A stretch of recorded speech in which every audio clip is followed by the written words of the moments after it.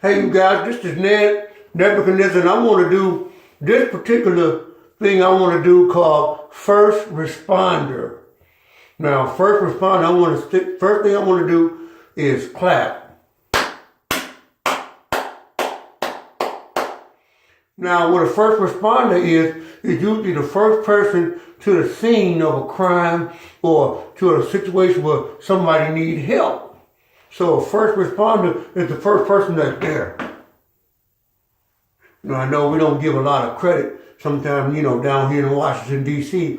for people that give other people a good hand, a helping hand, but I want to give another clap to the first responders. Hey, listen, Walter, listen, did you get that other piece? The guy needed a tune-up. Get them plugs, get them spark plugs and stuff over there too for that guy. First responders. I got to tell you guys, these people, they don't believe me, these young guys. I try to tell them a million times that you want to be respectful to the first responder. Now, they just sat down and had this conversation with me and tried to laugh at me. So I told them to gather around and let me tell you again a story about a first responder. Now, I know it was probably 1954. Greg, let me ask you this. When I dealt with that first responder, was that back in 54 or 52? He talking about 1950. He don't know what he's talking about. That gorilla juice. Wasn't on 1950. Wasn't that early. It's probably about 53 or something like that. Man, that was a first responder. Let me tell you about this fella. This fella was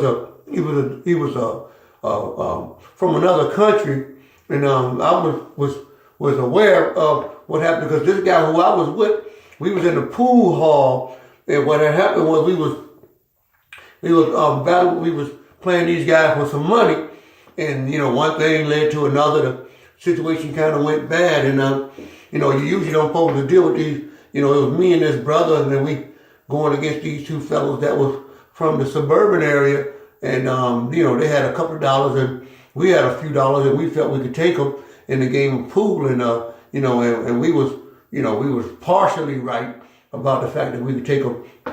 But this story is about a first responder, so remember that. And my buddy, God rest his soul, he was a good guy. He probably would have grown up to be a real respectable man in the community had he, got past a certain point. But words was exchanged and the money was on the table like this. And, this was 1953, I think it was. It was close to Christmas. So, man, we was in Virginia Beach, and it was close to Christmas time, and the stakes was high. And I looked at the money, and my buddy looked at the money, and these two fellows looked at the money, and there was some music playing, and we all wanted to make a mad dash for the money, but we knew we couldn't do it because we were still playing this game of pool, and so things started happening, and I, from my recollection, we won, but I think they cheated us or said that we cheated them out of the 8-ball or something like that. So then it was a controversy or whatever. So they tried to, we tried to grab the money and go ahead and move on. We was like, man, we don't want to deal with y'all no more. And one of the guys hit, he had an opportunity to hit me too, but he hit my buddy across the back of the head with the pool stick. He went down like a flat, like a piece of flatbread. You ever seen it? If your mother, somebody was cooking and she took a piece of flatbread and just laid on it, thing like that, it was like, he did like that, almost like a magic trick. Only thing is, I didn't get a chance to swipe a carpet or no type of sheet up under him while he was in midair. But it was devastating what happened. So he went down, and it seemed like I never heard a word from him again. I was ended up getting rushed out of there because some of my people, they was looking out for me. So I get rushed off like this. I was able to reach and grab like maybe 2 or 3 of the bills. So I ended up having, probably about, if I'm not mistaken, I think I was able to squeeze about $200 in my pocket or whatever before I was hustled out of there, and they took me to another spot. And then when I was there, I heard when I went outside for 2 seconds, I said, man, y'all got to go back in there. I got to help my buddy. So I went back in and where he was at. And this fella came in. He was the first responder. This guy was the first responder. He showed up. And the other guys had cleared out. They had their money left and they had already left. They was trying to get out of this community because normally, you know, these fellas that stand around here watching should have did something to help us out. But anyway, they didn't do much. So this guy came over and had a paramedic kit and all this type of thing. And he got down there and he tried to revive my buddy. And he, you know, did mouth-to-mouth resuscitation. I turned my head to the side because I didn't want to watch that. You know what I mean? That type of a process because I didn't know whether this was, you know, just strictly, you know, all right. But anyway, so I tried to turn my head not to the necessary participate.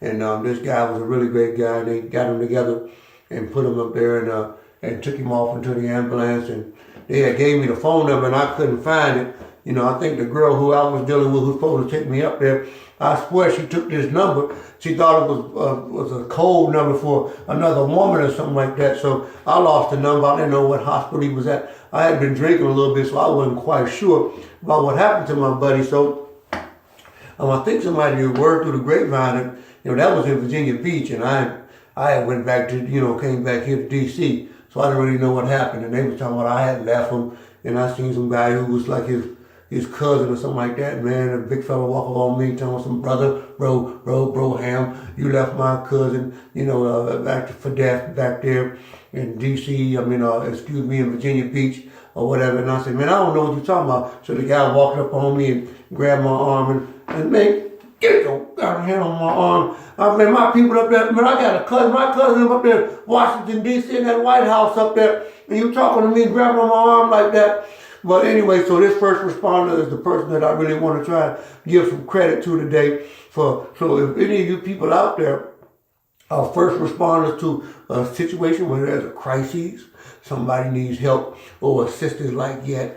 Sometimes there'll be some kids and their mamas or somebody like that might have had a heart attack and nobody don't know how to help them. And the kids is able to dial that phone number that they got, those 3 numbers, that 911, thing like that, not the 762 kids number, which they got that memorized, but don't nobody know the 911 to call for help. But sometimes you get this thing to happen, first responders will come out and help your family members out. So in case somebody got an uncle or something like that who may have had some health issues and they try to bring him up north or something like that because he got into some trouble down south, they might be able to call a first responder. You might come in there and be able to put a little thing on his arm, blood pressure, check or something like that to see if we can find out if everything is okay, your vitals and stuff like that, see your vitality and stuff is working pretty good. So I really want to say to these people, these first responders, I know there's a nice unit that they got down here in Washington, D.C., and they probably got some in your cities too. So for everybody need to go ahead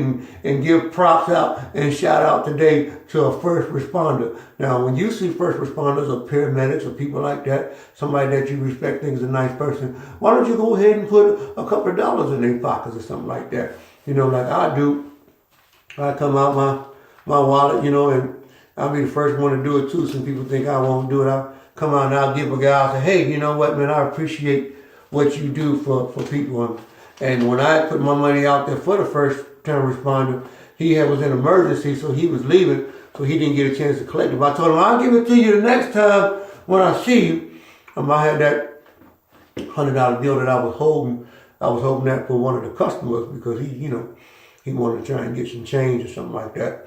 And I wasn't able to, I didn't have it at that point. But this is for the first time responders. I want us to try to respect the first time responders. So when you see one, I want you to give them some credit. And if it's a woman folk, I want you to be respectful and don't be mannish and nothing like that, being rude and disrespectful. But so this is for a first responder to the situation of a crisis that a lot of you people are going to be in. So if you want more information like this, then you got to go ahead and subscribe to this Cold Crown, KOLD Crown, KROWN, and Motel Granite runs all of that stuff there. And I'm just one of the characters that he created, so nobody can get out of pocket with that. And you want to like, which is the thumbs, the blue thumbs. You want to do that. Then you want to scroll all the way to the bottom and comment. And the last thing that I want to do now is start adding to which is my changes, is I want you to share. I want you to go ahead and share this particular video and the other videos with other folk that you might know that might need a laugh or might need to be able to enjoy themselves. So I greatly appreciate that here at the Cold Crown and Motel Granite, and the good always win process. So I do want to say to you guys with a smile on my face and also having this cigar in my mouth, God bless you all.